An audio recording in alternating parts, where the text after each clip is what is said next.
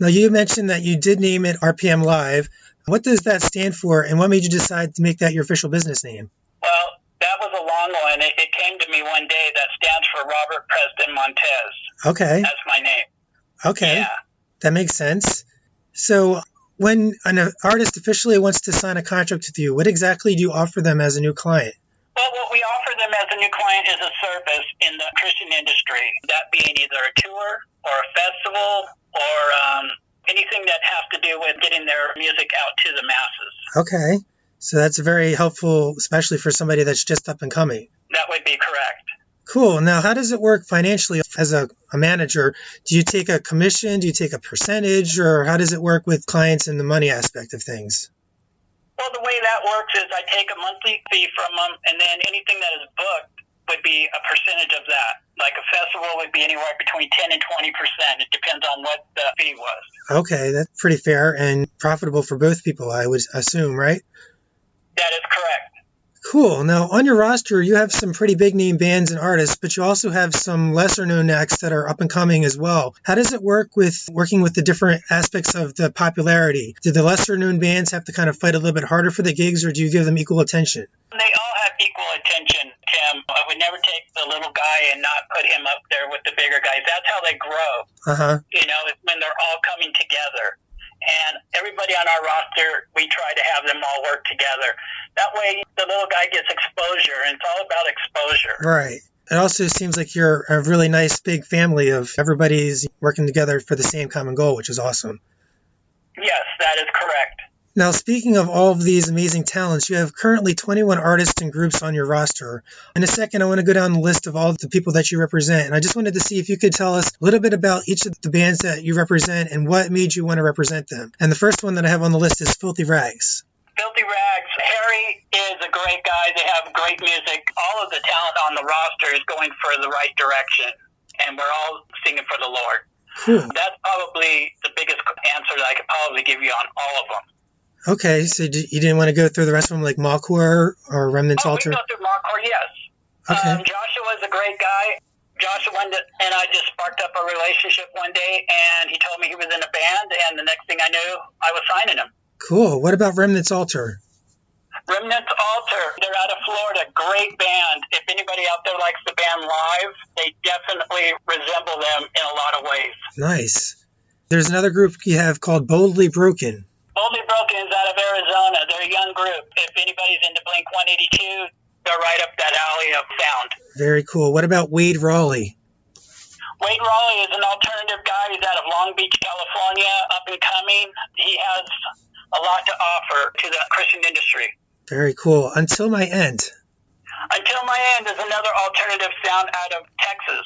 It's a 4-piece band, great sound. It's a good alternative sound. If you're into alternative music, that's where you should be. Wonderful. Until My End.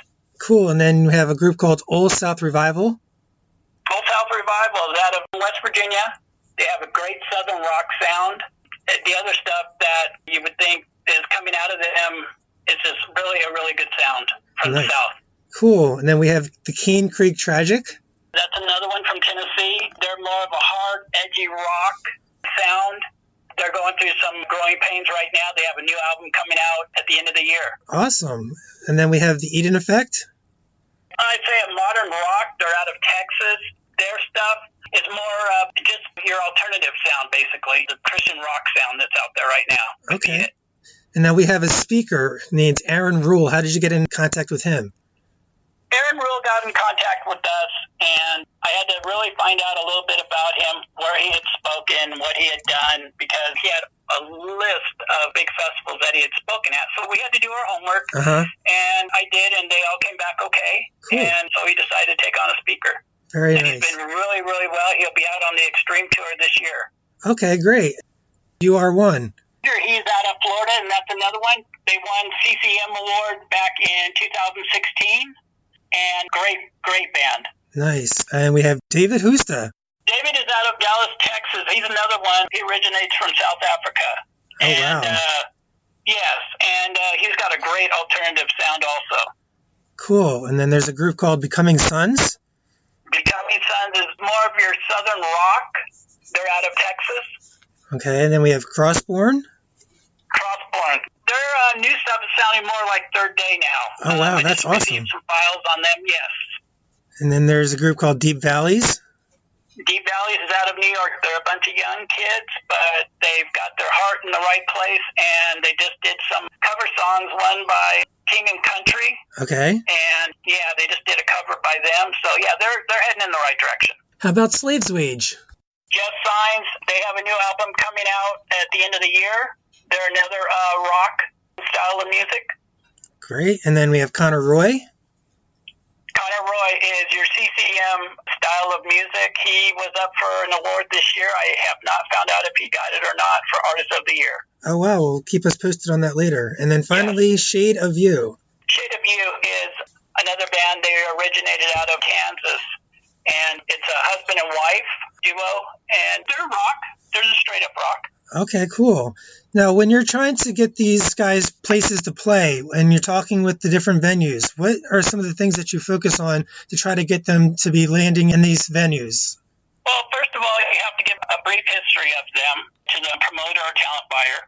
And then you basically send over their EPK email, which has all their information inside of it. Okay. And then you usually hopefully get a call back. If not, you initiate a call to them and you start a rapport with them, and hopefully you get them booked. Now, with booking, one of the most challenging aspects of music is finding paying gigs. Sure, at times, performing free is a necessity for growth, but are there any inside secrets to getting your clients paid? What are the best ways for bands to make money to be able to provide for their families? Yeah, the best way to do that is play as many local shows as you can that pay, because then what you're doing is you're building your resume. If somebody was to go back and say, how many paid gigs did you have this year? Well, I had 10 of them. Okay, how many did you play? 12. So that shows a nice little steady income, and it shows that, you just didn't take a free show just to show for exposure. Right.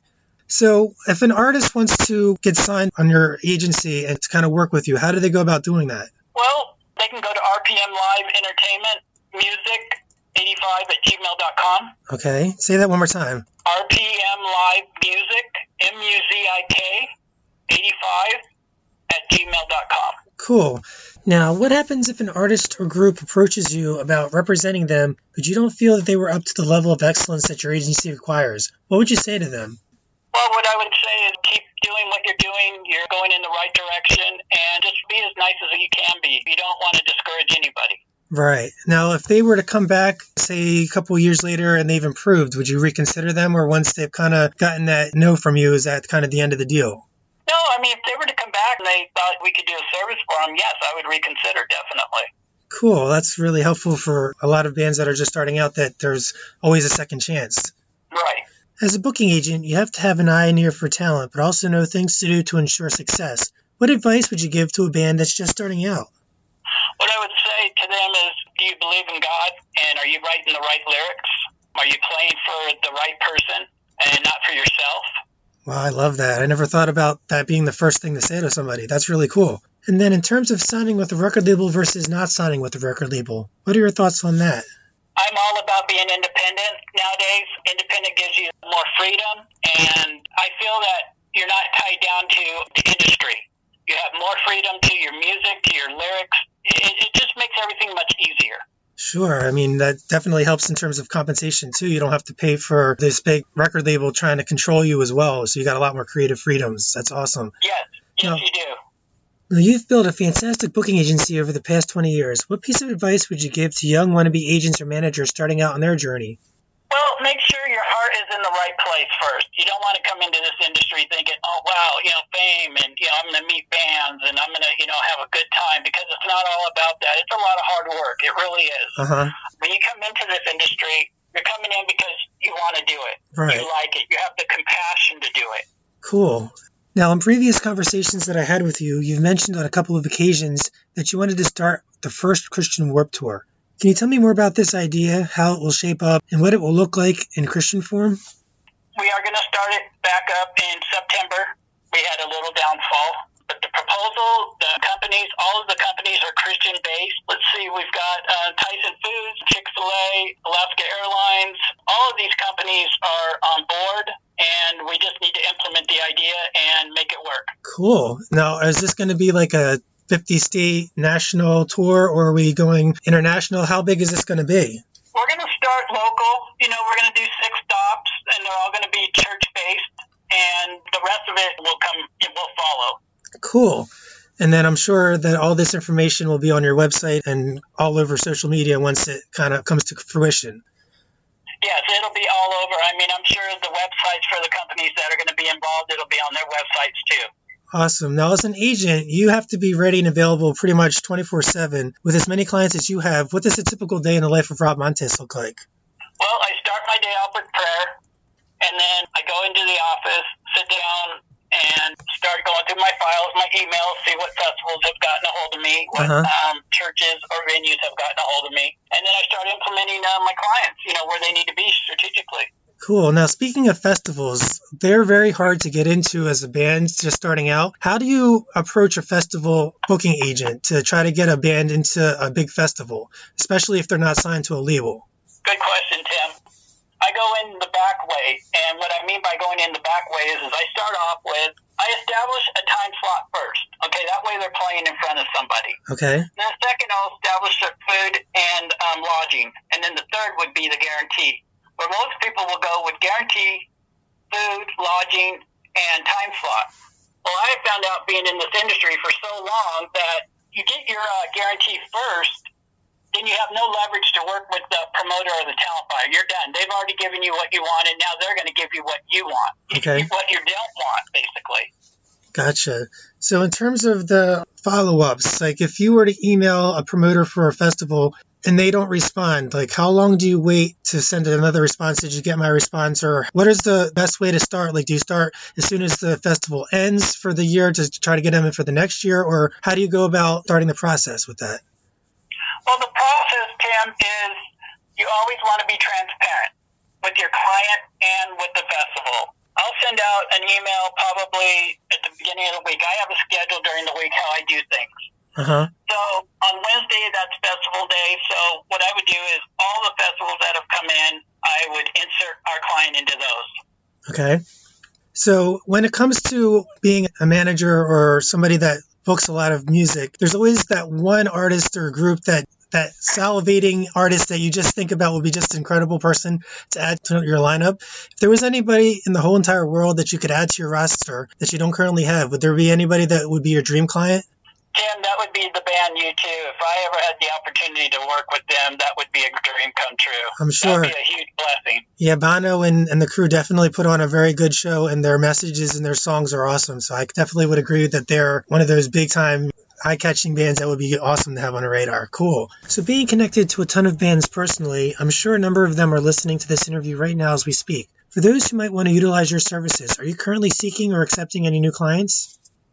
Currently, no. We've got a full lineup, but I'm always looking, at new product. Anybody can send something in to me, and I'll look at it, and if I see that we can make a change and it can better our roster, yes, I would look at them. Okay, that's great to know. So I mentioned this earlier, but you've been doing this for a little over 20 years. What's in your future?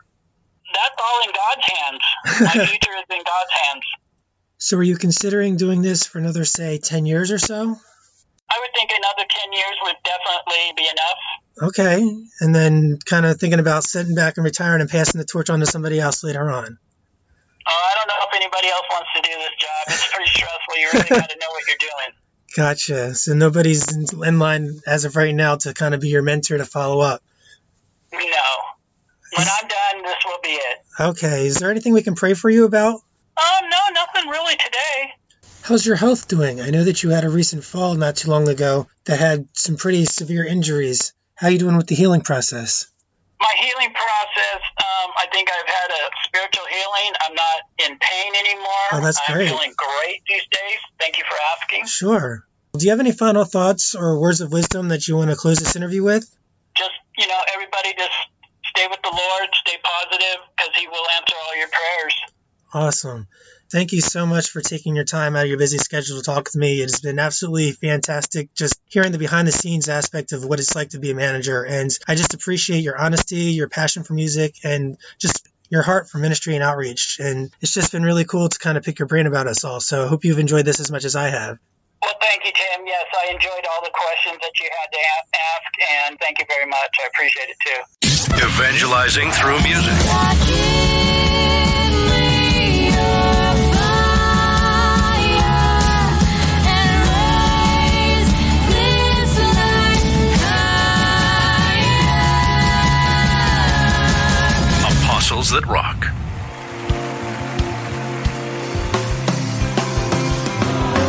If you love what we do here, consider supporting us. Your giving goes a long way to reach people for Christ. Click donate at apostlesthatrockradio.com, where you can also check out our online radio station. We're playing some of today's top Christian artists. That's apostlesthatrockradio.com. That's going to do it for this podcast. Join us back here next time for more Apostles That Rock.